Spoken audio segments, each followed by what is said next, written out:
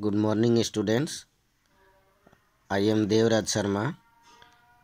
To continue the part 2 of class 7 English chapter 1.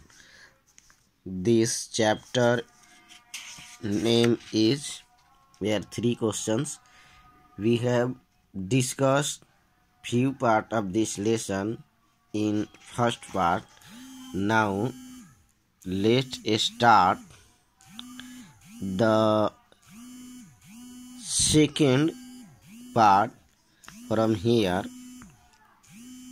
It is given here in their answer to the second questions, यानी कि दूसरे प्रश्न के उत्तर में some said that the people most necessary to the king were his counselor.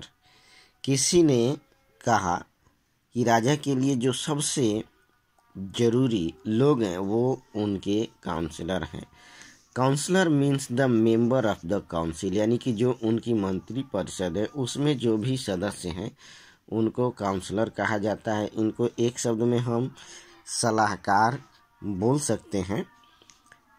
Other said the priest, जबकि दूसरे लोगों ने कहा कि हमारे पादरी लोग, मंत्री, पादरी या पुजारी लोग ज़्यादा इम्पोर्टेंट हैं.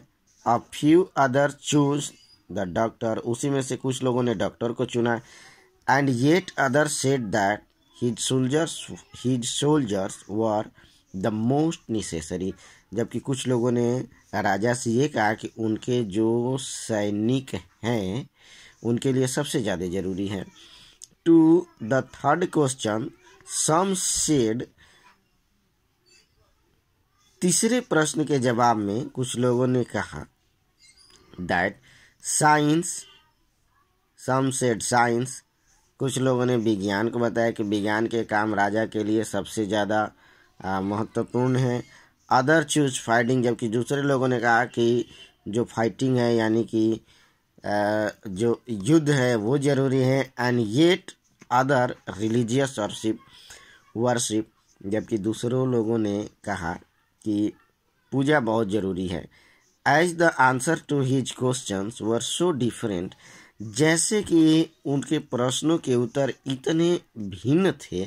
The king was not satisfy, राजा उनके प्रश्नों के उत्तरों से जो हैं संतुष्ट नहीं हुए. यानी कि राजा अपने प्रश्नों के उत्तर, उनके जो भी प्रश्न थे और आए हुए लोगों ने जो उत्तर दिया उनसे वो संतुष्ट नहीं हुए. गेव नो रिवार्ड, और अतः वो किसी को भी रिवार्ड नहीं देते हैं. इन स्टडीज के बदले में ही डिसाइडेड, उन्होंने निर्णय लिया to seek the advice of a certain hermit, यानी कि किसी एक निश्चित साधु या संत का सलाह लिया जाए. Hermit a person who lives alone and leads a simple life. यहाँ पर हर्मिट मतलब साधु होते हैं, वैसे लोग जो बिल्कुल ही अकेले रहते हैं और एक सामान्य जीवन जीते हैं. सो यहाँ पर राजा निर्णय लेते हैं कि वो जो हैं एक साधु से मिलेंगे, who was widely non for his wisdom, और जो कि अपने बुद्धि के लिए पूरी तरह से चारों तरफ विख्यात थे. The hermit lived in A would, और वो साधु जंगल में रहते थे. ही नेवर लेफ्ट, यानी कि और वो उनका ऐसा स्थान था, वैसा जंगल था जिसको उन्होंने कभी छोड़ा नहीं था. He saw no one but simple people, और वो जहाँ रहते हैं वहाँ पर वो साधु सिर्फ सामान्य लोग ही दिखे हैं. So student here is that he saw no one, ऐसा नहीं है कि उन्होंने कुछ देखा नहीं था, बट सिंपल पीपल, ये कहने का मतलब जैसे कोई बोलता है कि वो मैंने सिर्फ सामान्य लोग ही देखे हैं. तो इस स्ट्रक्चर पे हो जाता है subject plus V2 negative word but and then the other word. ये स्ट्रक्चर हो सकता है, होता है. जैसे कि वहाँ सिर्फ पेड़ थे, तो there was nothing but trees, ऐसे करके हम बहुत सारे इसमें सेंटेंसेस बना सकते हैं. आप लोग भी बना लेना. और पिछले क्लास में भी मैंने इस प्रकार के सेंटेंसेस को आप लोग को बताया है। सो ही saw no one but simple, और वो जो साधु हैं सिर्फ सामान्य लोग ही देखे थे। And so the king put on ordinary cloth, और इसलिए राजा अपने ऊपर सामान्य कपड़े डालते हैं। कहने का मतलब कि वो बिल्कुल ही सामान्य कपड़े पहनते हैं, जैसे कि साधारण लोग कपड़े पहनते हैं। उन्होंने अपने जितने भी राजसी वस्त्र थे सब छोड़ दिए। Before he reach the hermit हट, इससे पहले कि वो साधु के झोपड़ी तक पहुंचे, the king left his horse with his bodyguard and went on alone. राजा जो है अपने घोड़े को भी छोड़ दिए, उनके अंगरक्षकों को भी छोड़ दिया, यानी कि घोड़े के साथ उन्होंने अपने अंगरक्षकों को, बॉडीगार्ड को भी छोड़ दिया। एंड वेंट ऑन अलोन, और वहाँ से आगे का सफ़र उन्होंने अकेला ही तय किया। As the king came near the hermit's hut, और जैसे ही राजा उस साधु के कुटिया के नज़दीक आए, ही सा, उन्होंने देखा, the hermit digging the ground in front of his हट, यानी कि उन्होंने देखा कि जो साधु हैं अपने कुटिया के नज़दीक मिट्टी खोद रहे थे। ही ग्रीटेड द किंग, उन्होंने, यानी कि वो साधु जी जो हैं महाराज का अभिवादन किया। एंड कंटिन्यूड डिगिंग, और अपनी खुदाई जारी रखी।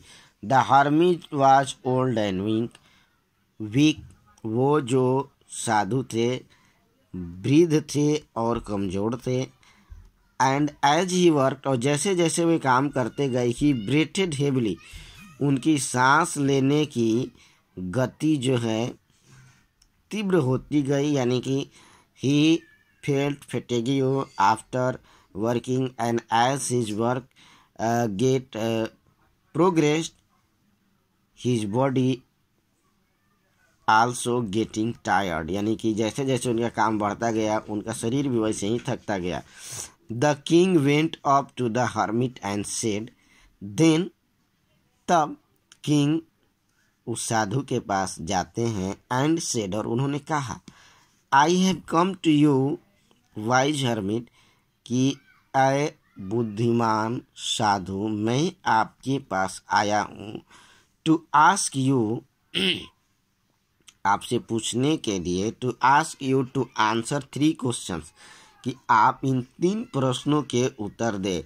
How can I learn to do the right thing at the right time, यानी कि मैं कैसे सीख सकता हूँ किसी काम को सही समय पर करना।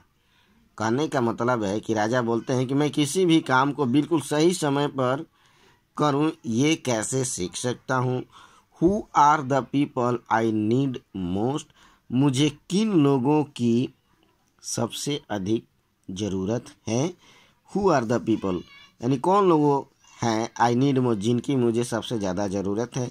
And what affairs are the most important, और किस प्रकार के मामले मेरे लिए सबसे महत्वपूर्ण है। Hair students, affairs it mean things matter business, यानी कि कोई भी वस्तु हो, मुद्दा हो या कार्य व्यापार हो, कौन से ऐसा चीज़ है जो उनके लिए, यानी कि राजा के लिए सबसे अधिक महत्वपूर्ण है। The hermit listened to the king, वो राजा जो है साधु राजा को सुनते हैं। बट डिड नॉट स्पीक, लेकिन उन्होंने कुछ बोला नहीं। ही वेंट ऑन डिगिंग, और वो अपना खोदने का काम जारी रखे। You are tired said the king, then king said, you are tired, आप थक गए हैं। Let me take the spade, आप मुझे अपना ये फावड़ा दीजिए। सिंपल स्टूडेंट, या जनरली स्पेड मतलब फावड़ा होता है, जिसको कि हम अपनी भाषा में कुदाल बोलते हैं। And work in your place, यानी कि राजा बोलते हैं कि आप मुझे फावड़ा दीजिए और अपनी जगह पर मुझे काम करने दीजिए। थैंक्स, धन्यवाद। Said the hermit giving the king his spade. राजा को अपना कुदाल देते हुए उस साधु ने राजा को धन्यवाद दिया। Then he sat down on the ground, और तब वो वहीं उस जमीन पर बैठ गए। यानी कि जो साधु थे वो वहीं उस जमीन पर बैठ जाते हैं। So the student, the next video in the next video I will continue your lesson. Thank you. Have a nice day.